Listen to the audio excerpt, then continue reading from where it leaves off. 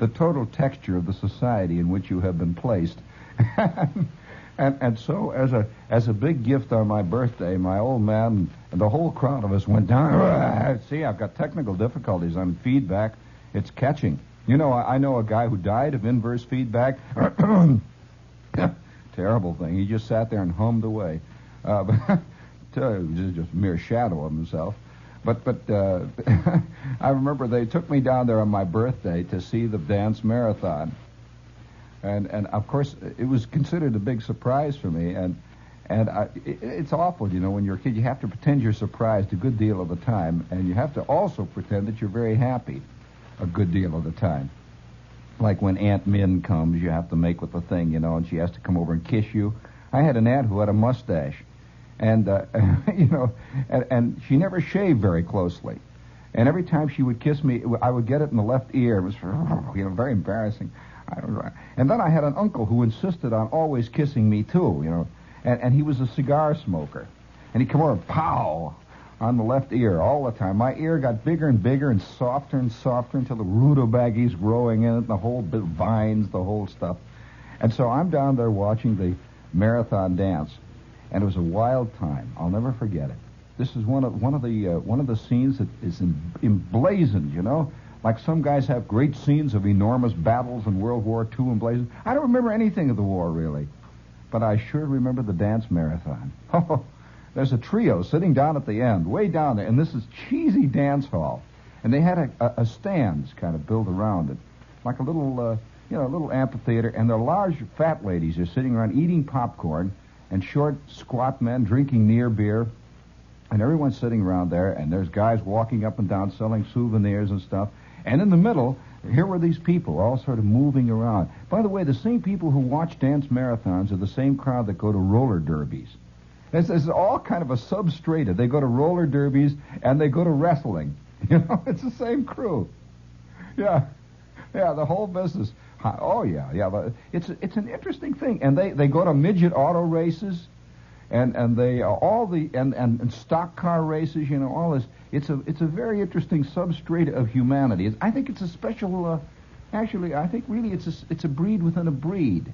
I don't think sociologists really investigated man closely enough, because there are many breeds within breeds. And so here's the roller. Later, of course, they were roller derby crews. And also they go to pro basketball. Some of them. There's this. It's very, you know, and they get all excited over this. And I remember the big team from Blue Island, Illinois, was having an enormous sprint against the team from Harvey, Illinois, and everyone wore these silk shirts. You remember those, the funny things? And I'm a kid, see, I'm sitting there, and my father and my mother are all excited and holler, "Come on, Jackie, come on, boy, come on, we're with you, boy.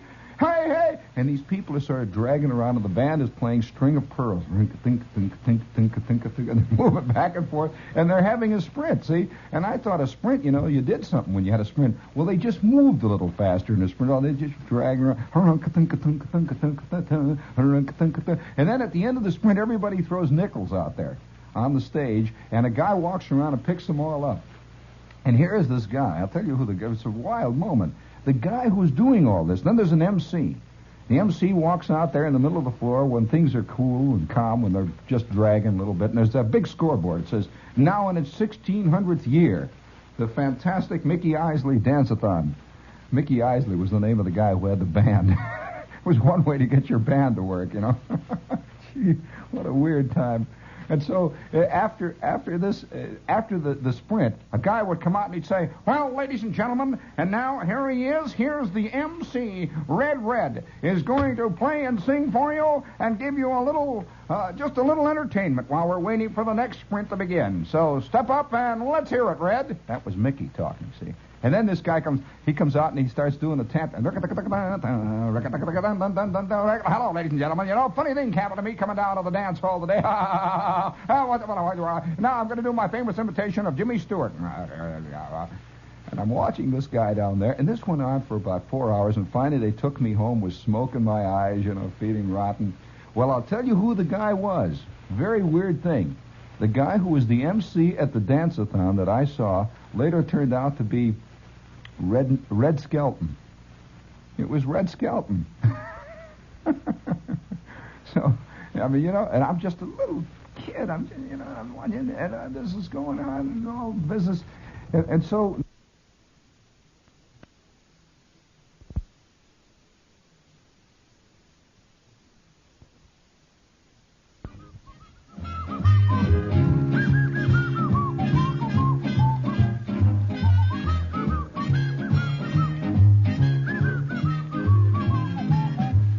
Flavor. That's what's made Winston the biggest selling filter cigarette in the country. And the reason for Winston flavor? Filter Blend. Exclusive Winston tobaccos up ahead of the pure white filter.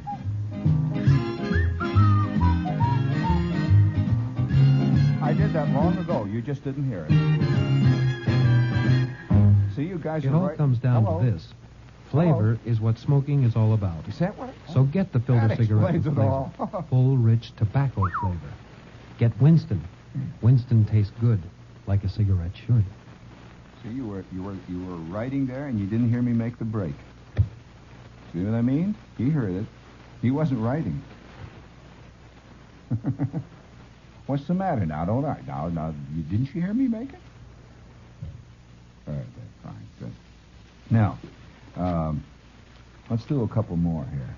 A.P. Live Valentine.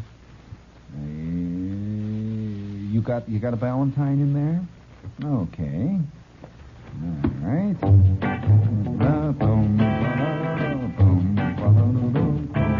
To be crisp. This really moves the air, boy.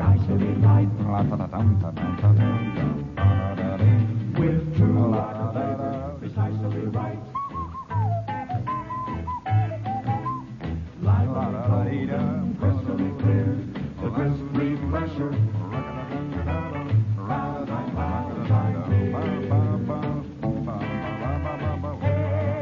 Get your cold beer. Get your Valentine. Hey, get your cold beer. Get your fine cold Valentine beer. Get your ice cold Valentine beer. Your first swallow and everyone to follow proves Ballantine is the light beer with true lager flavor. Since 1840, America's finest.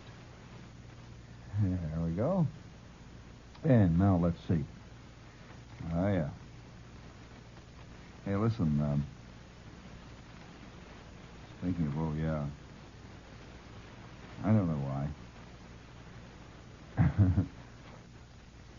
No, I don't really. I don't know.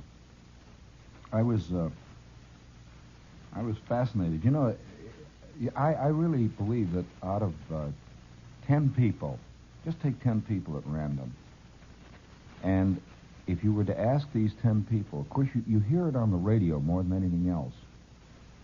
Almost every person who is on the radio, I find, these are the popular mediums, not radio alone, but television, and the popular magazines have a set of beliefs that are immovable.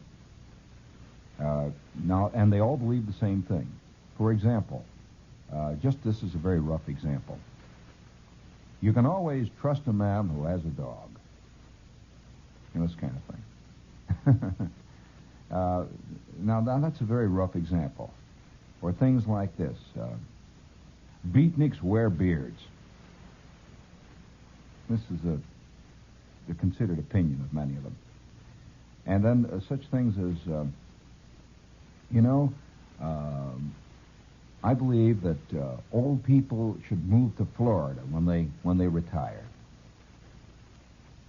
This this kind of thing, deep thinking. Things like, I think, I think, by George, I'll tell you what I think. I think that people should read better books. This sort of thing. Very, very deep sort of thing.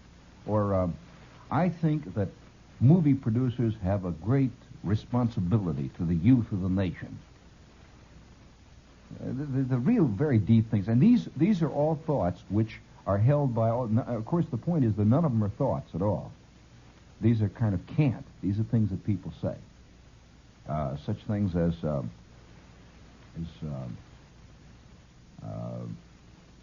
It's very important for many a marriage. You know, one of the things that holds a marriage together is children.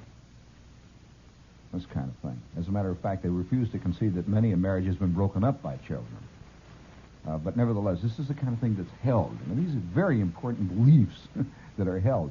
Now, what I'm getting at is this, that you listen to one of these shows, or you listen to people talking like, and you know exactly what they're going to say on any given subject. So this is very soothing to large numbers of people who have no thoughts either, who only believe what they read at the bottom of calendars. And in fact, I had a very frightening call the other day that was not to me. And this is something that should be. I'll just tell you what happened. You can put two and two together.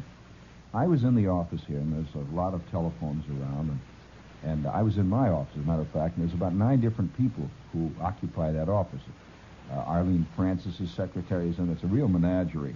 It's the one place where everybody in the station steers clear of. Ed and Peggy and Fitzgerald. By the way, I don't like to add fuel to a mounting controversy, but the Long John thing that John has been doing about Ed and Peggy is true. It's very difficult to accept truth in any shape or form. But Peggy comes in, and I'm in my office back, and it's a funny thing. I wish somebody would come in and record this. I think it's one of the most remarkable forensic tricks of our time, to hear Peggy in the next room warming up for her radio show. You know, she does both voices. She does the Ed Fitzgerald voice, and she can't get right into it at first. It takes her about 15 or 20 minutes, and the way she warms up is on the telephone. She makes phone calls in the Ed Fitzgerald voice, and the first 2 or 3 calls are very you hear them, and she calls things like information at Grand Central and asks a question, and finally she works into it, and then you can hear it come. It really comes, and then about 3 minutes before the air, you know, she's ready for business. But nevertheless, it's a menagerie. This is a wild, swinging place. So the other day, a phone rang. Nobody's there on one of the desks, which I will not. It doesn't make any difference which one it was. And the phone was ringing and ringing and ringing and ringing. The operators here have a theory that if you ring a phone long enough, somebody will have to answer. And it doesn't even make any difference who answers as long as it's, just ring, ring, ring, ring. And so it's ringing and ringing and ringing. Obviously, no one is going to answer it who's official or who they want. So anyway, I finally picked the phone up. I said, hello. And there's this Schrapp-type lady on the other end of the line. Perfect voice. She goes, hello, hello. And I could tell it was an angry one. Hello, hello, hello, hello. And I said, hello, may I help you, please? Yes, I would like to speak to Arlene Francis. I said, well, Miss Francis is on the air. I'm sorry. What do you mean she's on the air? I said, well, she's on the radio now. Can you hear her? Yes, I'm listening to her. Would you please get her to the phone? I said, well, madam, how can she be talking to you on the telephone and doing a radio program? What? Well, how can she be talking to you and doing a radio program at the same time? She's on the radio. What do you mean by that? Well, she's on the radio. You just said you heard her? Yes, I'm listening to her. And I'd like to... Well, maybe you can help me.